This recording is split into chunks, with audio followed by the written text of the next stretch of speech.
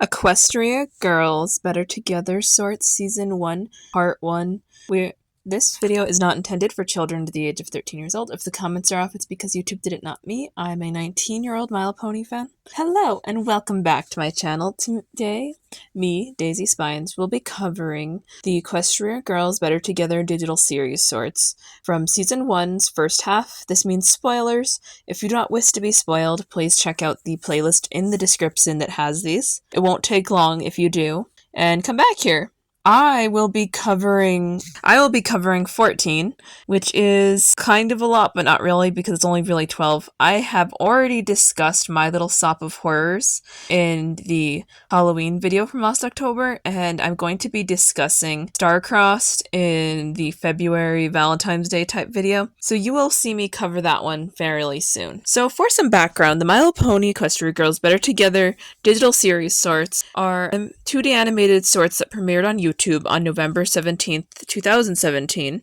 The first 4 sorts were posted on Discovery Family Go's app on November 2nd, 2017, and the series marks the debut of the new wardrobe for our main characters. According to Equestria Girls co-director Katharina Hardley, the animation is done by DXX, and the girl's new wardrobe was designed by celebrity fashion stylist Laura Scuffman. Sorry if I mispronounced any of those.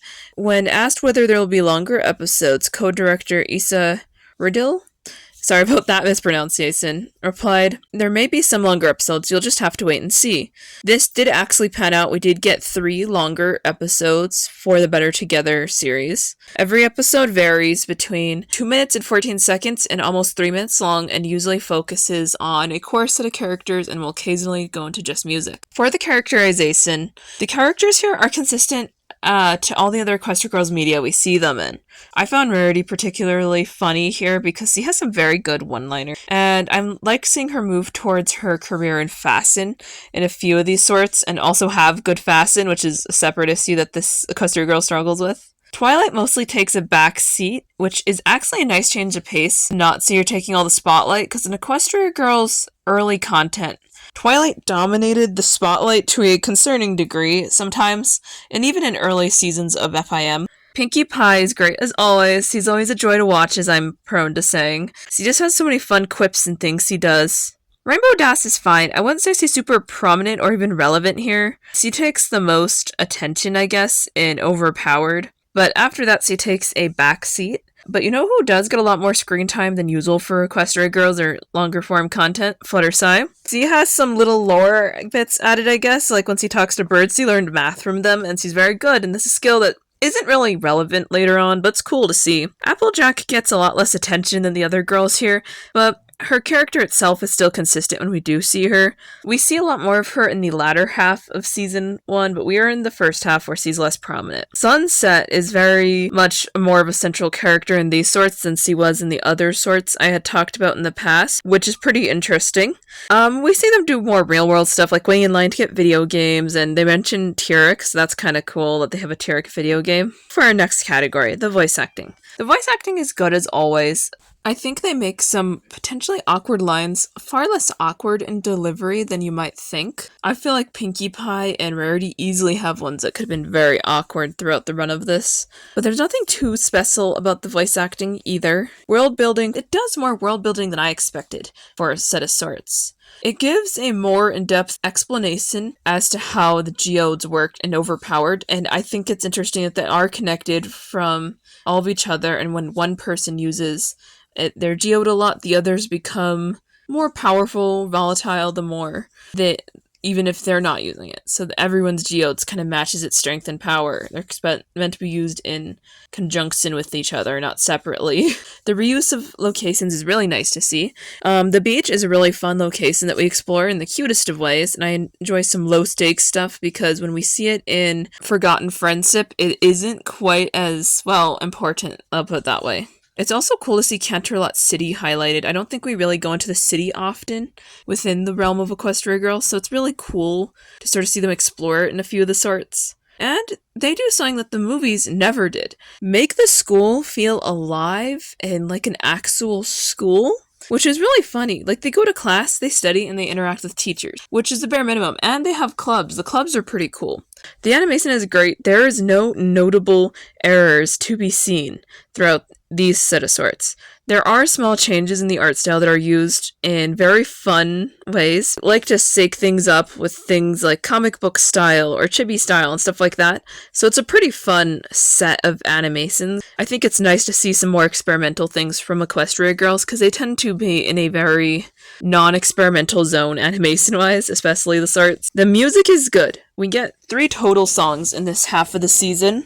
The first song is actually the intro song, which is very short because of the nature of these episodes, and it's good. It's very nostalgic to me, and that theme is pretty much just a reworked theme from other Equestria Girls latter media. And then the next song is from an episode I covered in my Equestria Girls Halloween special video last year, so check that out. The last song is from a sort called The Finals Countdown, and it probably is my favorite of this half of the season. It's really catchy, and I had a fun time listening to it. I actually sung along a little bit, so that was pretty good. First impressions. I remember seeing a few of these when I was younger and liking them, but I kind of had the feeling Hasbro should be focusing on making more long-form content for Equestria Girls instead of, well, short form like these. It just kind of feels like they should have been trying to put their efforts into longer form things, and they still could have used a lot of the plots from these just fine. So I guess that rounds out that section to the episodes. I'm going to be listing these in wiki order. You need to know that because they are not always in wiki order when you see them, but that's my choice. School of Rock is marked as our first one. The plot follows our main characters at Canterlot Natural History Museum, helping Maud Pie give a boring lecture about rocks. As the museum patrons become bored, Pinkie Pie, Rarity, and Twilight use their geode powers to give the lecture some pizzazz, and at the lecture's conclusion, the patrons cheer in excitement, and a young girl who is a fan of Maud asks for her autograph. My thoughts. This is a really fun sort. I think it's cool to see Maud, working, I guess. I'm assuming she's working, if this is how that is. I feel like it's been a hot minute. Kind of wonder if she's, a full-grown adult or not in the canon of Equestria Girls. I'm erring on the side of she is, but I'm not really sure yet. And her little fan, well, the one member of her fan club is really cool. It's also neat to see the geodes used more often in other things. The title of the episode is intended to be a reference to the School of Rock franchise, which I have seen a little bit of content from, but really not much. I just think that's a neat detail. I also like dinosaurs and stuff. I feel like I go to natural history museums a lot compared to a lot of people I know, so this was kind of neat to see. The next one is A Fine Line. The plot follows the girls at Canterlot Mall. Sunset Simmer gets in line for a new video game, T-Rex Revenge, but finds it to be exceedingly long. As time passes, she gets stir-crazy and jealous of the other people having fun in the line with their friends. Just then, Rainbow Dash arrives, and upon realizing that Sunset is waiting in line by herself, she uses her super speed to gather the rest of their friends and make Sunset's wait in line more bearable. By the time she gets to the front of the line, the game is completely sold out, much to her dismay. But luckily, Pinkie Pie has pre-ordered the game for her weeks prior, and the girls go home to play it together. So this one is a really cool Sunset Simmer centered one, and the reference to T-Rex was a really good touch. I like it when we tie a little bit back to, well, mainline so with Equestria Girls because it makes it feel more grounded in those concepts. I also find it interesting that the whole high school appears to be getting the same video game. I think it's just because they use the same models for everything, but I feel like it's a little unrealistic that some of these people would be getting it. I don't know. And the fact that there's a pre-order and Pinkie Pie didn't tell them or anything is kind of funny. She knew that she was in line for the game, and she's like, oh, I thought we were just waiting here for fun. There's not a lot of, content to this one other than just shenanigans in line, I guess. And there's some fun ones. I like the hanging sleeping bag, if you saw that visual gag. The next episode is Pinkie Sitting. The plot follows Pinkie Pie as she fills in for Rarity, babysitting a little girl named Lilypad. When Rarity gets invited to a fashion designer gala at the last minute, Pinkie suggests some fun activities for them to do, but Lily would rather sit quietly and read a book. As time passes, Pinkie gets bored and asks Lily what she's reading, and Lily explains the premise of a pirate-themed story, and Pinkie starts spontaneously acting out the scene. Later that evening, Lily finishes reading the book out loud, and Pinkie compliments Lily on her babysitting skills before she falls asleep. My thoughts. This is the first one I can recall watching of any of the Better Together sorts when they first came out, and I really like everything about it, actually. I think Pinkie's very good around kids, and she does know how to interact with hyper kids, I guess, but she's not exactly sure how she's supposed to interact with a chill kid, and I think that's neat. I wonder if the parents of this child know that Rarity transferred her job to Pinkie Pie. I feel like they would, but I don't really know if it was ever acknowledged. Also, Rarity has the cutest outfit here and has such a cute phrase. And I think my favorite line from Rarity this time is "Thank you, you little pink lifesaver," and then she like walks off and giggles. I don't know, I just thought that was cute. The next episode is Queen of Clubs. The plot follows Applejack and Rainbow Dash dueling each other in school to see who can be in the most clubs. Applejack brings a pig to school, this is relevant later, and explains to her friends that she needs it for her Young Farmers Club yearbook photo. When Rainbow Dash brings up that she's in 5 different school clubs, Applejack boasts that she's in 6, despite Rarity insisting that's not a competition. Rainbow Dash and Applejack join as many clubs as possible to see who will be in the most yearbook photos. When the yearbook is published, their competition ends in a tie, and it turns out there's one school club left that neither of them had joined. An exclusive fashion club with Rarity as the president and a pig as vice president. Yes, Applejack's pig in makeup and a tutu. It's adorable. So my thoughts. I really like how cute this one is. I think the pig is like the best character, which you're allowed to have an opinion on, but it's the best character, okay? Seeing the clubs throughout the school is a really nice touch. It makes it feel a lot more alive. I noticed that Derpy pops up in one of them, and I think that's awesome. Rarity's club is also cute too. I think she just makes it on the moment. Or maybe not. Maybe she's had this club forever and she just decided to make the pig the vice president. I don't really know how school clubs work, because in mine I've never done a school club. There's not too much more to this Axel skit other than just shenanigans and clubs. So the next one is Overpowered. The plot follows the girls at school one day. When sunset simmers, empathy powers begin to spiral out of control. She starts hearing everybody's thoughts without even touching them, and she discovers her friends are experiencing similar boosts in their power. As they wonder why Rainbow Dash, with her superpower, is bragging about using her powers to do literally everything. Twilight theorizes that because their magic geodes are connected, the more each of the girls use their powers for everyday tasks, the more they will get supercharged. So they agree to use their geodes in moderation. When Zephyr Breeze enters and asks Rainbow Dash out on a date, Rainbow Dash is about to use their super speed powers to run away, but her friends warn her not to, as he simply walks away from Zephyr. Later on, Sunset's powers return to normal, and she's no longer hearing all the people's random thoughts. My thoughts. So this does a lot more to make sense of the geodes and previous vessels, which I covered in world building, and I really like that. I just need to emphasize how good it is that they did something like that. And it's kind of sad that they don't really do much with them in other things. I think this is like the second one I watched in 2017 when these first came out, by the way.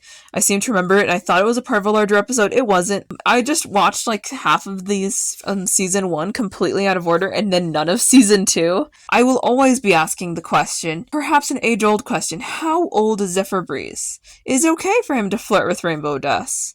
Who knows? Certainly not me. I have no idea how old this man is. And I would like to see any kind of lore brought in that explains how old he is. Does he go to the school? Is he picking up Fluttershy? I know he had a job at the mall in one of them. I just don't know his deal, okay? It bothers me. The finals countdown. The plot follows the girls in Miss Cheerily's class, where Miss Cheerily reminds the students that their final exams are 2 weeks away. The Equestria girls are stressed out about their finals, but Twilight is confident they can pass. Over the next couple of weeks, she helps her friends study, and aside from all the sets aside all distractions while singing a song about rising up. And when conventional study methods don't work, she helps them learn by catering to their individual learning styles and interests. On the day of finals, all the girls pass with flying colors. So my thoughts. This one does a few really interesting things. Acknowledging the different learning styles is very familiar in the Equestria Girls world. Or in My Little Pony, there's an episode in Gen 4 about it, first off. The fact that we get actual studying and them actually doing schoolwork is also an improvement, in my opinion. I'm gonna say that the non-musical aspects, which are all I'm discussing for this part because I already talked about the song, they're pretty good, even though it's not most of it. Actually, the next one is Star-Crossed, but I'm going to be skipping over that because you'll be hearing about it in February for the Valentine's Day Look Back At episode. And the other one is My Little Shop of Horrors. I've already discussed this in a previous video that will also be linked below. So that leaves Display of Affection. The plot: during her fasten internship at Prim Himmeline's boutique, Rarity is tasked with designing a new window display for visiting Fasten Week style scouts. Unfortunately, the presser starts to get to her, and she confides in Sunset Simmer, As they walk through the city to come up with some kind of ideas, they come across some graffiti art drawn by a mysterious popular street artist named Flanksy. Rarity gets inspiration. Later that night, she's dissatisfied with her finished work, but Sunset gets an idea. The next day, Rarity returns to the shop to see a crowd of people, impressed by how the new and improved window display looks, including prim hemline.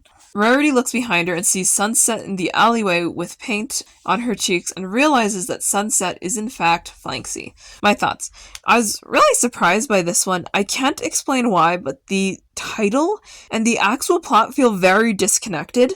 I love how energetic Rarity is, and she has probably one of the best outfits that we see. Also, Sunset having her street artist persona is kind of neat, but it doesn't fully fit in. I think the positivity around basically graffiti is a bit unrealistic, but nice nonetheless. It's not exactly the real world, I guess, as we know.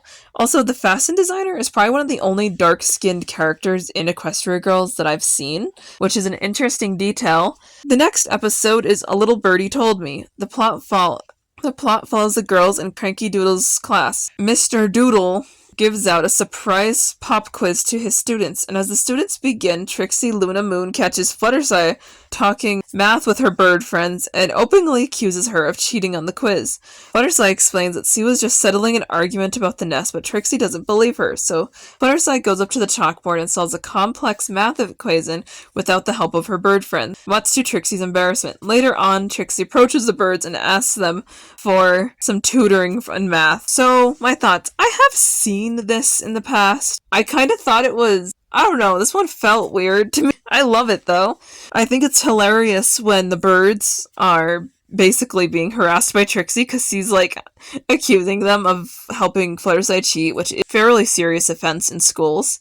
And I think it's even funnier that she goes for them to them for tutoring at the end as a little gag. I guess Fluttershy being really good at math is similar to Pony Fluttershy being really good at sewing in the show. The next episode is Super Squad Goals. The plot follows a comic book style setting where the Equestria girls discuss their big city plans for the day when they witness a jewelry store being robbed. Using their magical geodes, the girls transform into their Crystal Guardian outfits and chase after the thief in superhero style. After a while of chasing, the girls catch the thief and send him to prison. They return the stolen jewelry to the jewelry store owner and celebrate with a treat at the end. And the whole plot is revealed to be a comic book drawn by Sunset Simmer at the end. So my thoughts. Pretty cool to see a Power Pony style plot, and it works really well with the fact that Sunset literally drew the comic book. And I wonder if any of them would have actually done this. I feel like they would have, but the comic book chase was still really fun to watch, using their powers in different fun and unique ways that we wouldn't normally. Also, this isn't acknowledged in the summary, but the guy who stole the jewelry stole it for his crush or maybe girlfriend. Sunset uses her geo to figure out why, and she just insults him, and I find that hilarious. I really like this one. So, the next one is road tripping. Granny Smith drives the Rainboom's tour bus to their scheduled appearance at Goldie Delicious's party. Along the way, Granny takes a shortcut to pass a huge traffic jam, and Applejack and Twilight end up having to fix a flat tire. Fluttershy redirects an entire herd of cattle, and Pinkie Pie clears the way of a fallen tree by using her explosion powers. Granny Smith speeds up and goes towards an actual movie set, which they then careen through, and the bus finally makes it to its final location, which is Goldie Delicious's party, where they are introduced as the Rainbooms on stage, and the episode wraps. My thoughts. This is probably one of my favorites, and I don't think I've ever watched this one before. This is one of the only ones I haven't, and I think the girls using their powers along the way to help Granny Smith was nice. I also love Granny Smith, and she's always so, fun. She's kind of a wild child here, and I think when Goldie and Granny are talking about cats, it's cute because they have a cat that's named Lemon Squeezy, and he looks a lot like my cat Sunspot, which I find really cute. To quote Goldie, "Don't squeeze my lemon squeezy." Also, Pinkie Pie has probably one of my favorite lines in this, towards the beginning. If a tree falls in the wood and gets exploded by sprinkles, did it ever really exist? Which, I don't know, it's weirdly existential. I just like it a lot. The next one is X Marks the Spot. While playing a game on her smartphone on the beach, Sunset Simmer discovers a message in a bottle. She shows it to Twilight and Pinkie, and they realize it's a treasure map, and they look at the beach they are on. When they follow the map to the treasure they find under a pillar, they discover a second message in a bottle, which is encoded and then They use the decoder ring that is with it, and Sunset decodes the message using that ring, and it tells them to follow the trail of sea cells to an X at the end of the rainbow. The rainbow in question is revealed to be an ice cream truck, and then the X turns out to be a Sushi truck. The truck attendant congratulates the girls on solving the promotional treasure hunt, which they win a discount on sushi. And the girls are a little disappointed at first at not finding real treasure, but enjoy the sushi anyway. I like the premise of this one. It's kind of cool to see this mild art style variation we see in the treasure hunt. I really like when Pinky's all excited about finding like sushi on sale because he likes it's super cute. The next one is Ah Baby Turtles. While sunbathing at the beach, Flutterson hears the sounds of recently hatched baby sea turtles crying. She wants to help them, so she goes and searches the beach until RD offers to have Tank help find them, which they do. Then her friends spend the afternoon clearing a path for the sea turtles to get to the water. However, by the end of them finishing clearing the path, Tank has already safely led the baby sea turtles to the ocean, and they have imprinted onto him, to be their parent, and they bid him farewell as they swim off into the sea. So this one really lives up to it. The namesake of the episode is Baby Turtles, and that's something I said very frequently through the runtime of around 2 minutes and 30 seconds. I also find the main 6 efforts to protect the sea turtles very fun. Tell me you're not threatened at all by a crab with a single-use women's saver just waving it at you like that. It's a mood, okay? That's pretty much the end of it. There's not a lot of content besides that. I would like to thank you for watching this. There will be a part 2 for the season 1 of these sorts in like March or so. So look out for it then. If you like the video, consider commenting, and subscribing. Bye! Thank you to those who stayed to the end. I just wanted to tell you this video was late because my cat Gigi suddenly got sick and passed away while I was making it. And I had to take some time to work on that. Bye!